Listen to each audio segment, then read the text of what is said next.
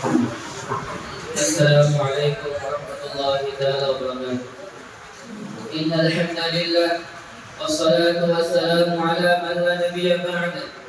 أما بعد، أعوذ بالله من الشيطان الرجيم. بسم الله الرحمن الرحيم.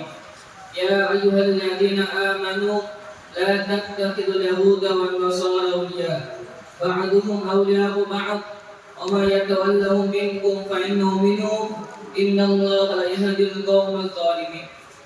وقال النبي صلى الله عليه وسلم في الحديث الشريف الكفر بالله. সর্বদা শুকরিয়া জ্ঞাপন করি সেই মহান গণীয় রব্বুল আলামিনের দরবারে যে আল্লাহ রাব্বুল আলামিন আমাদের মতো গুনাহগার বান্দাদেরকে এমন একটি জান্নাতের বাগানে আসার ও বসার তৌফিক প্রদান করেছে। সে তার দরবারে উচ্চ কণ্ঠে বলে আলহামদুলিল্লাহ। তারপর পরে জানাই যে বিশ্বনবী সাল্লাল্লাহু আলাইহি ওয়াসাল্লামের প্রতি যে বিশ্বনবী সাল্লাল্লাহু আলাইহি ওয়াসাল্লাম আজ ধরাপকে না আসলে আমি আপনি কেউ ওই ধরাপকে আসতাম না। যে বিশ্বনবী সাল্লাল্লাহু আলাইহি ওয়াসাল্লাম আজ মদিনার মাটিকে সিক্ত করে চলেছে আর মুখে একটাই বাণী, ইয়া হাবলি উম্মতি ইয়া হাবলি উম্মতি। সেই বিশ্বনবী সাল্লাল্লাহু আলাইহি ওয়াসাল্লামের প্রতি জানাই অসংখ্য দরুদ ও সালাম। সকলে বলি সাল্লাল্লাহু আলাইহি ওয়াসাল্লাম। অতঃপর আজকে সমাজপুর মাদ্রাসা ছাত্র উদ্যোগে আয়োজিত মাসিক বক্তৃতা সম্মেলন প্রোগ্রামে উপস্থিত আমার পাশে বসে থাকা আমার মাতার দাস এবং সুদক্ষ সুচিন্তিত ন্যায়নিষ্ঠ বিচারক মণ্ডলী এবং আমার সম্মুখে বসে থাকা রসুল প্রেমী সাথী ভাইরা, প্রত্যেকে আমার অন্তরের স্থল থেকে প্রীতি শুভেচ্ছা ও মোবারক জানিয়ে আজ আমি আমার সংক্ষিপ্ত বক্তব্য দীর্ঘায়িত হব ইনশাআল্লাহ। ওয়া মা তৌফিক ইল্লা বিল্লাহ। প্রিয় শ্রোতা মণ্ডলী, আজ আমি এই তথ্য নিয়ে আপনাদের সামনে দণ্ডবার হয়েছি তা সকলেরই জানা। তা হলো ইসলামী সভ্যতা বনাম পশ্চিমা সভ্যতা। যে সম্পর্কে বলতে গেলে আমাদের সকলে আগে জানতে হবে ইসলামী সভ্যতা কাকে বলে এবং ইসলামী সভ্যতা কি উপহার দিয়েছে। ইসলামের নিয়ম নীতির উপরে জীবনটা পরিচালনা করাটাই হলো ইসলামী সভ্যতা। যখন গোটা দুনিয়া জুড়ে অন্যায়, অত্যাচার, জুলুম, নির্যাতন, সামান্য বিষয়ে মারামারি কাটাকাটি লেগে থাকতো, যখন সমাজে সভ্যতা বলতে কিছু ছিল না, এমন নাজুক মুহূর্তে অসভ্য জাতিকে সভ্য জাতিতে পরিণত করার জন্য এই ধরাকে আগমন করেছিলেন আমার নবী, আপনার নবী তো জাহানের বাদশা জনাবে মুহাম্মদ রাসূলুল্লাহ সাল্লাল্লাহু আলাইহি ওয়াসাল্লাম। তার আগমনের ফলে তৎকালীন বিশ্ব মানচিত্রে সর্বনিকৃষ্ট অসভ্য জাতি সভ্য জাতিতে পরিণত হয়েছিল। প্রিয় শ্রোতা মণ্ডলী, বিশ্বনবী সাল্লাল্লাহু আলাইহি ওয়াসাল্লামকে ভালোবেসে যারা অসভ্য জাতি থেকে সভ্য জাতিতে পরিণত হয়েছিল তাদেরকে উদ্দেশ্য করে বিশ্বনবী সাল্লাল্লাহু আলাইহি ওয়াসাল্লাম বলেছিলেন, আসহাবিকান নুজুম বিআইহিম ইমতাদাইতু হিদায়াতু।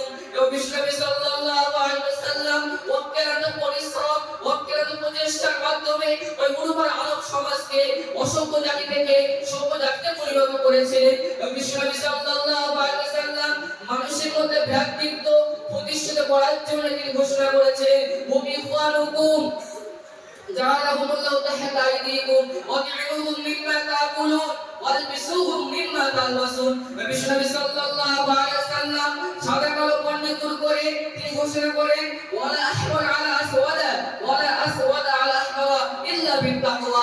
বিশ্বনবী সাল্লাল্লাহু আলাইহি ওয়াসাল্লাম ধনী গরিবের মাঝে দূর করে তিনি সবাইকে একই কাতারে নামাজ পড়ার শিক্ষা দিয়েছেন। প্রিয় শ্রোতা মণ্ডলী, আজ আমার ইসলামী সভ্যতা শিক্ষা দেয় যে সামাজিক চুরি, ডাকাতি, ছিনতাই, জিনা, ব্যভিচার নিষিদ্ধ।